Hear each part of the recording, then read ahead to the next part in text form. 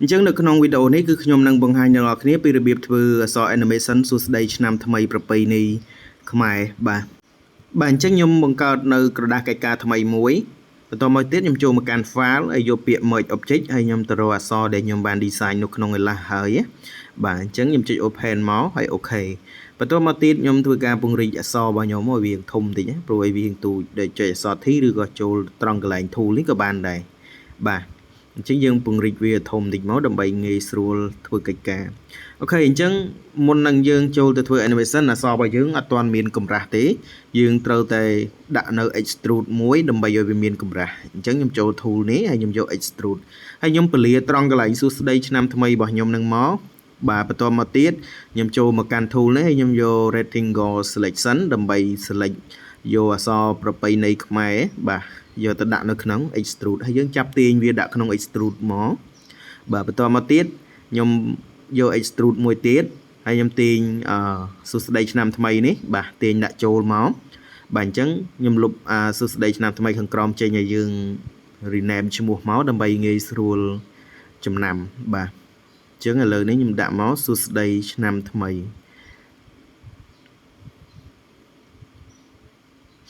បាទពេលដែល rename មកលើហើយក្រោមនេះខ្ញុំដាក់ដែរមកខ្ញុំ rename វាដែរដើម្បីងាយស្រួលចំណាំប្រពៃណី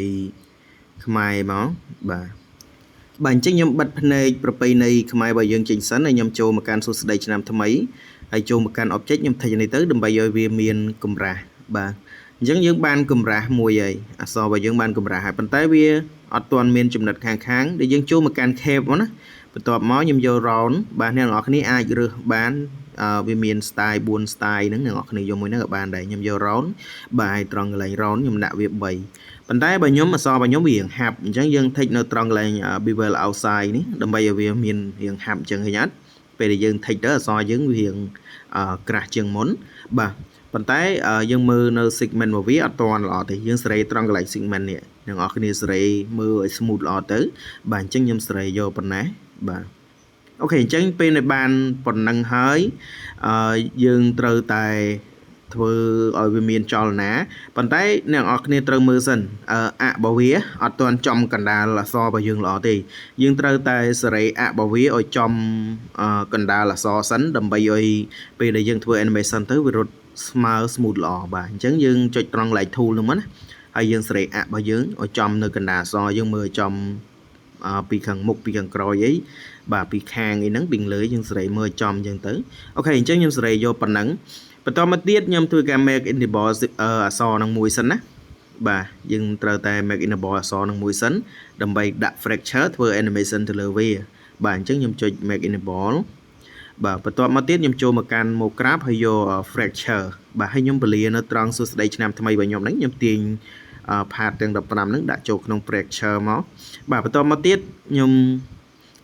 rename ឈ្មោះបាទខ្ញុំ copy ក្រោមដាក់មកហើយ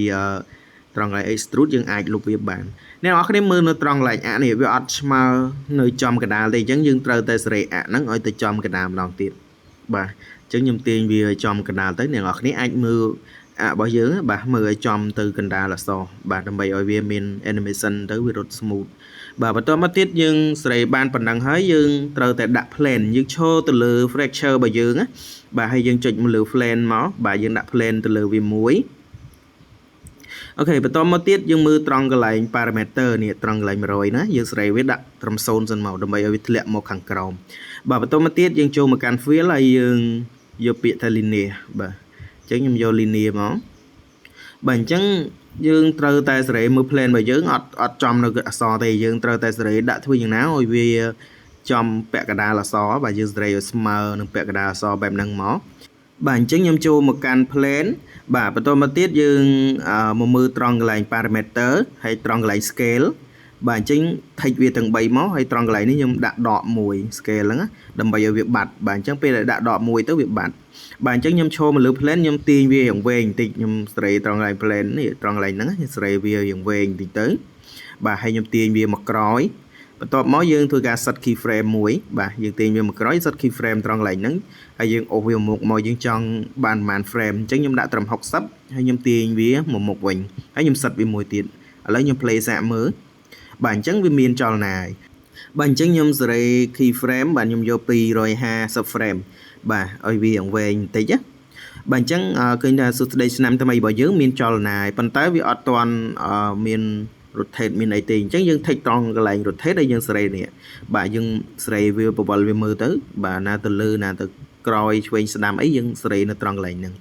អូខេអញ្ចឹងខ្ញុំសេរីយកត្រង់កន្លែងនេះខ្ញុំដាក់វាដក360ឲ្យវាវិលមកជុំបាទខ្ញុំដាក់វាដក360មកបាទហើយយើងសាក play សាកមើលបាទអញ្ចឹងគឺវាចេញមកបែបនេះអញ្ចឹងអក្សររបស់យើងគឺវាអត់ទាន់មានយើង delay ទេអញ្ចឹងយើងត្រូវតែដាក់ delay យើងចូលលើ fracture របស់យើងសួស្តីឆ្នាំថ្មីហ្នឹងយើងចូល tool នេះយើងយក delay មកបាទ delay ខ្ញុំយកតែ scale ទេហើយខ្ញុំចូលមកកាន់ effect នេះមកបន្ទាប់មកត្រង់កន្លែងនេះខ្ញុំយកវា90បាទអញ្ចឹងពេលដែលវារត់មកវាមាន delay បែបហ្នឹងបាទអញ្ចឹងយើងបានអក្សរនឹងមួយហើយបាទយើងដូចប្រពៃណីខ្មែរយើងក៏ធ្វើបែបហ្នឹងដូចគ្នាដែរបាទអញ្ចឹងខ្ញុំplay វាសាកមើលយើងសេរីវា smooth មកណាបាទឥឡូវខ្ញុំសម្រេចថាខ្ញុំយកវាប៉ុណ្ណឹងអក្សរសួស្តីឆ្នាំថ្មីបន្ទាប់មកខ្ញុំមកបើកនៅប្រពៃណីខ្មែរបាទហើយខ្ញុំទាញវាឡើងមកលើមកដើម្បីងាយស្រួលធ្វើអញ្ចឹងដើម្បីឲ្យមានកម្រាស់យើងត្រូវចូលលើ object ហើយយើង take ត្រង់កន្លែងនេះមកណាបាទប៉ុន្តែអក្សររបស់យើងមានអក្សរមួយវាអត់រត់ទៅស្មើអញ្ចឹងយើងអាចពលាមកហើយយើងសេរីទាញវាឲ្យស្មើគ្នាមកណាបាទយើងទាញវាមួយទៅដើម្បីឲ្យវាស្មើគ្នាបាទអញ្ចឹងយើងត្រូវតែ select ទៅលើ part ទាំងប្រមាណហ្នឹងក្នុងប្រពៃណីខ្មែររបស់យើងណាបាទអញ្ចឹងខ្ញុំ select ទៅលើវាមកបន្ទាប់មកយើងត្រូវយក subdivision មកណាដើម្បីឲ្យវារៀង smooth តិចបន្តមកទៀតខ្ញុំចូលមកកាន់ cap ហើយខ្ញុំយក round ខ្ញុំដាក់នៅចំណិតរបស់វាហើយខ្ញុំ take នៅត្រង់កន្លែង bevel outside ហើយយើងសេរីនៅ segment ដូចមុនអញ្ចឹងណា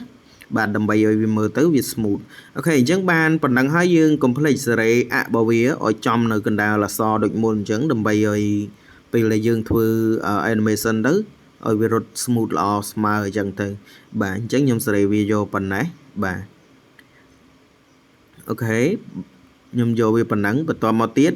ខ្ញុំត្រូវតែ make enable វាមួយបាទហើយខ្ញុំចូលមកកាន់មក grab យក fracture មួយយកមកដាក់ទៀតបាទហើយយើងទាញ part ដែលយើងបាន make enable មិញនេះយកដាក់នៅក្នុង fracture មកណាបាទហើយខ្ញុំធ្វើការ copy ឈ្មោះខាងក្រោមយកមកដាក់ fracture បាទអានេះយើងអាចលុបវាចេញវិញបានហើយបន្តមកទៀតយើងចូលមកកាន់ fracture របស់យើងហើយយើងសេរីឲ្យចំនៅកណ្ដាលដូចមុនអញ្ចឹងបាទដើម្បីឲ្យវាមានចលនាទៅវាដើរ smooth ល្អអូខេអញ្ចឹងខ្ញុំសេរីរបស់វាទៀតហ្នឹងអញ្ចឹងខ្ញុំយកវាប៉ុណ្ណឹងនេះខ្ញុំយកវាប៉ុណ្ណឹងមកហើយយើងទាញវាអ្នកនរគ្នាមើលឲ្យចំកណ្ដាលទៅបាទអូខេអញ្ចឹងខ្ញុំយកវាប៉ុណ្ណឹងបន្តមកទៀតអ្នកនរគ្នាកុំភ្លេចបិទត្រង់កន្លែង tool ដែលយើងបើកយកសេរីមិញអូខេអញ្ចឹងខ្ញុំធ្វើការដាក់ plane ទៅលើវាមួយហើយខ្ញុំចូល parameter ហ្នឹងខ្ញុំដាក់វា0ហើយខ្ញុំយក linear ដូចមុនអញ្ចឹងបន្ទាប់មកយើងត្រូវតែទាញ plane របស់យើងឲ្យចំពាក់កណ្ដាលអក្សរដូចមុនអញ្ចឹងបាទយើងទាញវាមកក្រោមមកយើងសេរីវាឲ្យស្មើលើក្រោមឆ្វេងស្ដាំមកណាបាទអញ្ចឹងខ្ញុំចូលមកកាន់ plane ខ្ញុំចូលមកកាន់ linear ហើយខ្ញុំទាញវាមកខាងក្រោយខ្ញុំដាក់ term frame ទី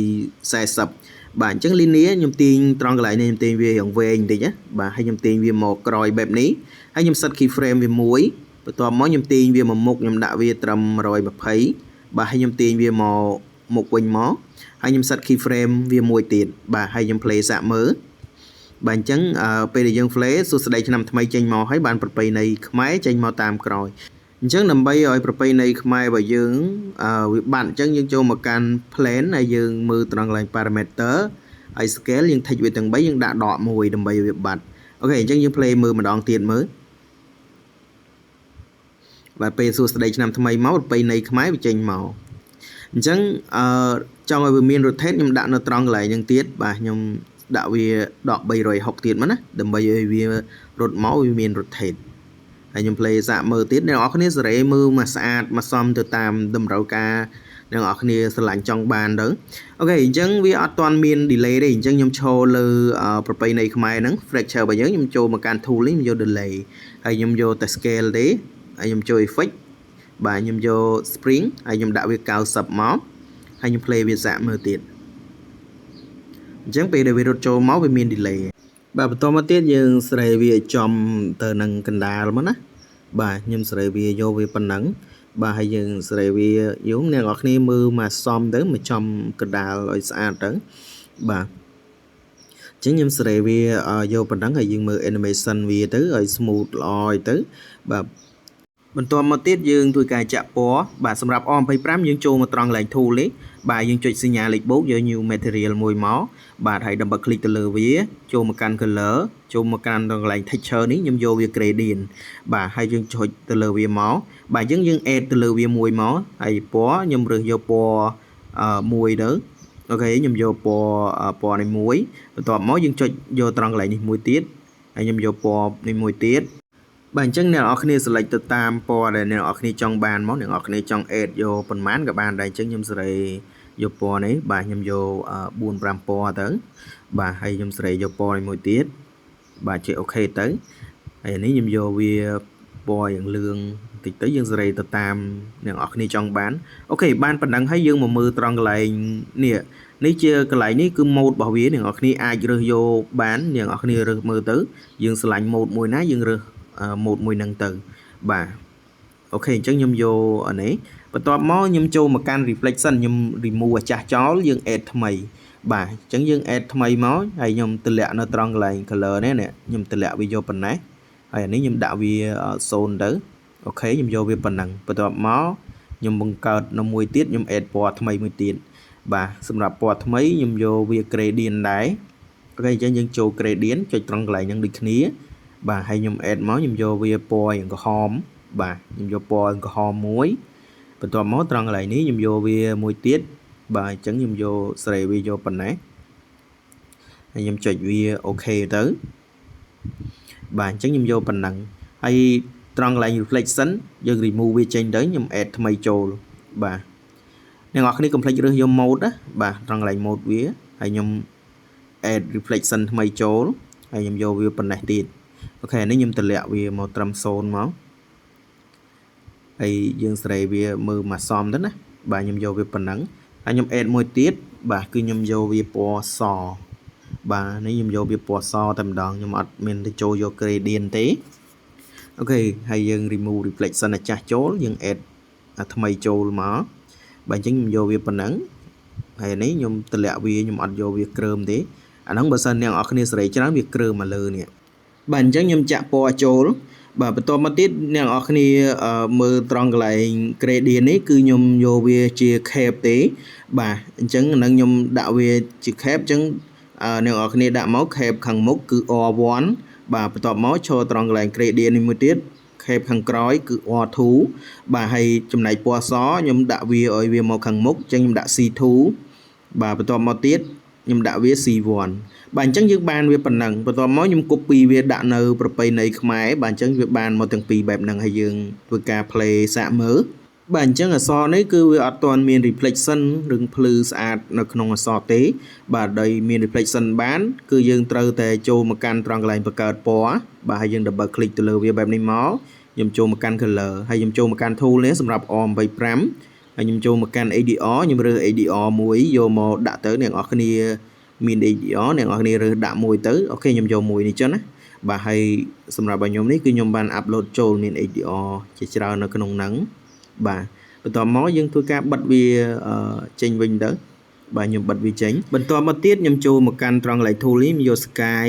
ហើយខ្ញុំចាប់ទាញ ADR ដាក់ចូលមកយើងមកស្ដាំលើ sky ហ្នឹងហើយយើងយក render text compositing ហើយយើងបិទត្រង់កន្លែង scene by camera នេះចេញបាទអញ្ចឹងADR របស់យើងវាអត់មានតមាន reflection នៅក្នុងនឹងទេដែលយើងចូលមកកាន់ sky ហើយយើងចូលមកកាន់ code ហើយយើង tick នៅត្រង់កន្លែងនេះបាទហើយខ្ញុំដាក់វាមកមុខវិញមកខ្ញុំដាក់វា360ដើម្បីឲ្យវារត់មកជុំហើយខ្ញុំ tick បើក keyframe វាវិញបាទហើយយើង play សាកមើលបាទអញ្ចឹង ADR របស់យើងវារត់នៅក្នុងអក្សរហ្នឹងគឺវាមានរត់នៅក្នុងអក្សរប៉ុន្តែវាអត់ទាន់ភ្លឺស្អាតទេយើងត្រូវតែដាក់ភ្លើងហើយភ្លើងខ្ញុំយកវា spotlight បាទហើយខ្ញុំទាញវាមកមុខបែបនេះបាទខ្ញុំសេរីវាភ្លឺបែបនេះមកណាបាទខ្ញុំយកវាប៉ុណ្ណឹងយើងសេរីមើលមកសមទៅ ហើយខ្ញុំ copy វាមួយទៀតខ្ញុំដាក់វាពីលើ បាទហើយខ្ញុំបវល់វារៀងបាញ់ចុះមកក្រោមប៉ុណ្ណេះបាទខ្ញុំយកវាប៉ុណ្ណឹងទៅអាហ្នឹងអាស្រ័យទៅលើអ្នកនរគ្នាលេងទេតកតងនឹងភ្លើងហើយខ្ញុំ copy វាមួយទៀតបាទហើយខ្ញុំទាញវាដាក់មកខាងក្រោមខ្ញុំបវល់វាឡើងមកលើបែបនេះអូខេខ្ញុំយកវាប៉ុណ្ណឹងអញ្ចឹងយើងមើលទៅឃើញថាភ្លើងរបស់យើងវារៀងឆ្លោះចូលទៅក្នុងអក្សរហើយបាទបន្ទាប់មកយើង play សាកមើលបាទអញ្ចឹងនៅពេលដែលយើងដាក់ ADR ដាក់ភ្លើងបានប៉ុណ្ណឹងហើយគឺយើងត្រូវតែចូលទៅកំណត់ setting វាមួយចំនួនបាទអញ្ចឹងខ្ញុំចូលមកត្រង់កន្លែងsetting នេះ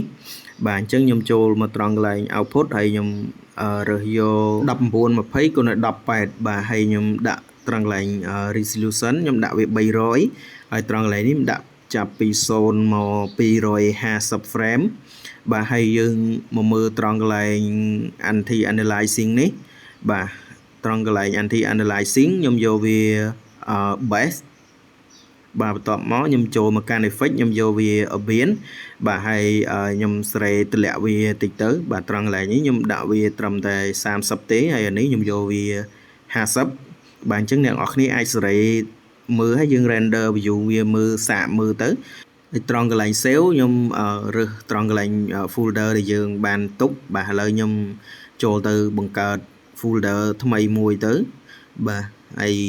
យើងធ្វើការ save ដាក់នៅក្នុង folder ហ្នឹងបាទអូខេហើយខ្ញុំrename ឈ្មោះវាមកខ្ញុំដាក់001អញ្ចឹងទៅហើយខ្ញុំចុច OK ហើយត្រង់កន្លែង format ខ្ញុំយកវាជា PNG ខ្ញុំអត់ render យកជា background ទេហើយយើង take ក្នុង2នេះមកបាទអញ្ចឹង setting របស់វាយើងកំណត់វាប៉ុណ្ណឹងបន្តមកទៀតខ្ញុំចូលមកកាន់ត្រង់កន្លែង view បាទហើយខ្ញុំយក config ហើយខ្ញុំចូលមកកាន់ save frame ហើយខ្ញុំ take អា2នេះមកណាបាទបន្ទាប់មកយើងសេរីមើលឲ្យចំទៅនឹងកណ្ដាលឲ្យស្អាតទៅហើយយើងអាចធ្វើការ render បញ្ចេញបានហើយបាទអញ្ចឹងអ្នកនរគ្នានៅក្នុងវីដេអូនេះមានតែប៉ុណ្្នឹងទេបាទសូមអរគុណអ្នកនរគ្នារាល់ការទស្សនាវីដេអូរបស់ខ្ញុំបាទហើយបើសិនជាពេញចិត្តនៅវីដេអូនេះចង់ឲ្យខ្ញុំធ្វើវីដេអូបន្តទៀតសូមបងប្អូនអ្នកនរគ្នាអាច comment នៅខាងក្រោមបានបាទហើយកុំភ្លេចជួយ follow page និង like share ម្នាក់មួយផងបាទអរគុណច្រើនអ្នកនរគ្នាជម្រាបលាជួបគ្នានៅវីដេអូក្រោយ